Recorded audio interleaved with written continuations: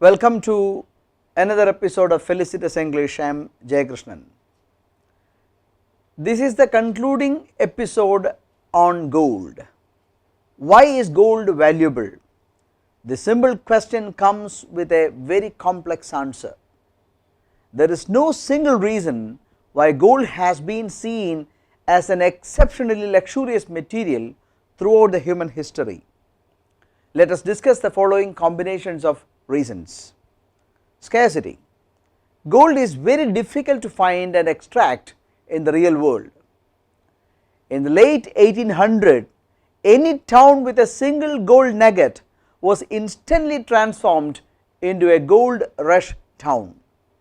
Today, only about 2,000 tons of gold are mined per year. To put that number into perspective, about 10,500 tons of steel are produced in United States every hour. Physical characteristics. Gold has some phenomenal physical characteristics. It is an excellent conductor of electricity. There is no other metal which is more malleable and ductile than gold. In fact, 1 ounce of gold can be stretched to form a wire that is 50 miles long. Aesthetic attributes.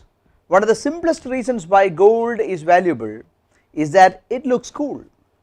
Rulers, governments, rich men, places of worship all have shown interest in gold for millennia. Wealth storage. The times when gold has increased in value are almost coupled with extreme economic circumstances. The COVID days is a case in point. The difficult economic circumstances cause people to lose faith in their country's currency and buy more concrete form of wealth, gold. Gold is seen to be a good tool to store wealth. The debate whether the gold price will fall below or move up the $1,000, $2,000 band has enthused analysts and economic pundits. The heat over the change in price of gold continues. Summing up, that is all we can say. The words of the day. Today we may discuss 4 connected words: epidemic, pandemic, endemic, outbreak. An epidemic is a disease that affects a large number of people within a community, population or region. A pandemic is an epidemic that has spread over multiple countries or continents.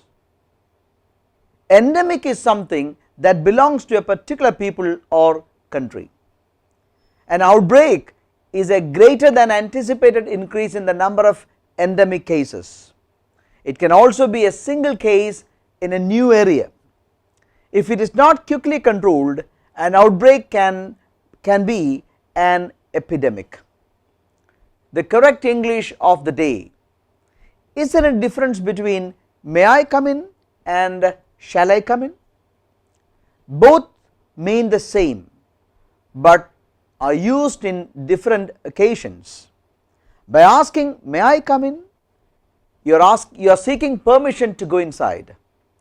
Example, when you seek permission to get into an interview room, you may better ask, sir, may I come in? By asking shall I come in, you are giving an alert to somebody that you are entering. For example, when you are entering your friend's room in a hostel, you may better ask, hello, shall I come in? Here you are not seeking your friend's permission but giving him a warning or an alert that you are dropping in. See you soon with another story, another word, another correct English. Till then, goodbye.